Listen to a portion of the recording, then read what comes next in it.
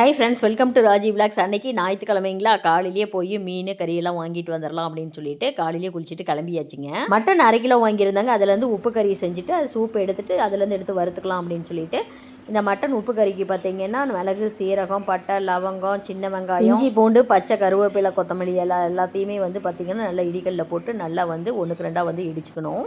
அம்மி இருந்தால் கூட இல்லைன்னா வந்து அதில் கூட தட்டி எடுத்துக்கலாம். இல்லைன்னா வந்து மிக்சியில் பல்ஸ் மோடில் போட்டு ஒரே திருப்பி எடுத்துட்டிங்கன்னா நல்லா இதே மாதிரி குறப்பாக வந்துருங்க. எங்கள் வீட்டில் மட்டன் வாங்கினா முதல்ல வந்து சூப் எடுத்து இந்த உப்பு கறியை சாப்பிட்டுட்டு அதுக்கப்புறம் தாங்க நாங்கள் வந்து குழம்பு வைப்போம். இது செம்ம டேஸ்ட்டாக இருக்கும். காரத்துக்கு வந்து வெறும் மிளகு மட்டும்தாங்க போடணும். அதனால் வந்து குழந்தைங்கள்லேருந்து பெரியவங்க முடியும் எல்லாருமே வந்து சாப்பிடலாம். இதோட ஃபுல் வீடியோ வந்து என்னுடைய சேனலில் போட்டிருக்கேங்க, போய் பாருங்கள். மட்டன் உப்பு கறி செஞ்சுட்டு சரி மீன் குழம்பு வச்சிடலாம் அப்படின்னு சொல்லிட்டு மீன் குழம்புக்கு வந்து தாளிச்சு விட்டாச்சுங்க. எண்ணெய் ஊற்றி கடுகு, வெந்தயம், சின்ன வெங்காயம், பச்சை மிளகா, கருவேப்பிலாம் போட்டுட்டு இதுலேயே மிளகு, சீரகம், பூண்டு, தக்காளி இதெல்லாமே வந்து அரைச்சி வச்ச பேஸ்ட்டு அதையும் போட்டு நல்லா வந்து கலந்து விட்டுட்டு நல்லா வந்து கொதிச்சதுக்கப்புறம் புளி தண்ணி ஊற்றி மீன் குழம்பு நல்லா கொதிச்சதுக்கப்புறம் வந்து மீனெல்லாம் எடுத்து போட்டிங்கன்னு வச்சுக்கோங்களேன், இந்த மீன் குழம்பு செம்ம டேஸ்ட்டாக இருக்குங்க. நாங்கள் வந்து தேங்காய் அதுக்கு வந்து வைக்க மாட்டோம். இந்த மாதிரி மீன் குழம்பு வைக்கும் பொழுது சீக்கிரம் வந்து கெட்டு போகாதுங்க. நம்ம வந்து எல்லாத்தையும் வந்து வணக்கி சேர்த்துறனால தேங்காயும் வைக்கிறது இல்லைங்களா, அதனால் வந்து சீக்கிரமாக வந்து கெட்டு போகாது.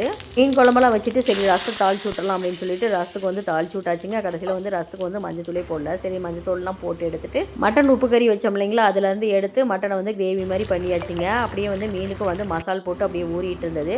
சரி அப்படியே தோசை கல்லில் கொஞ்சமாக எண்ணெயை ஊற்றி சிம்லேயே திருப்பி போட்டு எடுத்திங்கன்னா மீன் வறுவல் வந்து ரெடி ஆகிடுங்க. இதுக்கு வந்து கொஞ்சமாக எண்ணெயவே போதும். இடையிலேயே வந்து சாப்பாடும் வச்சாச்சுங்க.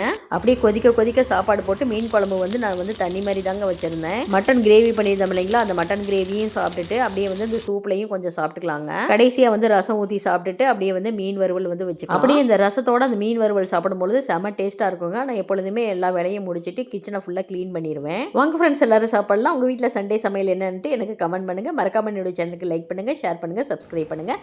Thank you friends.